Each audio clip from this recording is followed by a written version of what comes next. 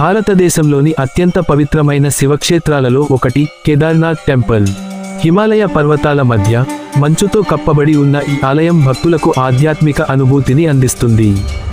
ఈ ఆలయం ఉత్తరాఖండ్ రాష్ట్రంలోని గఢ్వాల్ హిమాలయస్ ప్రాంతంలో మందాకిని నది తీరంలో నిర్మించబడింది. పురాణాల ప్రకారం ఈ ఆలయాన్ని పాండవాస్ నిర్మించారని చెబుతారు. తరువాత 8వ శతాబ్దంలో ఆది శంకరాచార్యులు ఈ ఆలయాన్ని పునర్నిర్మించారు. కేదారనాథ్ ఆలయం జ్యోతిర్లింగాల్లో ఒకటి. ఇక్కడ ఉన్న శివలింగం ప్రత్యేకంగా ఎద్దు వెన్నెల ఆకారంలో ఉంటుంది. భక్తులు ఇక్కడికి వచ్చి ప్రార్థిస్తే వారి కష్టాలు తొలగిపోతాయని నమ్మకం.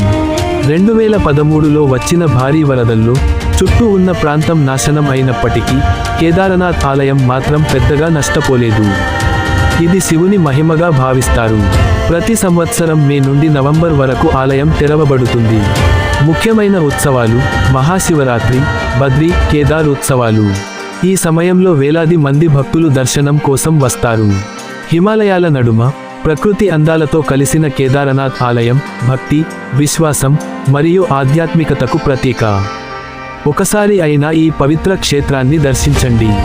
ఈ వీడియో నచ్చినట్లయితే లైక్ చేసి, షేర్ చేసి, ఈ వీడియోపై మీ అభిప్రాయాలను కామెంట్ రూపంలో మాకు తెలియజేయండి.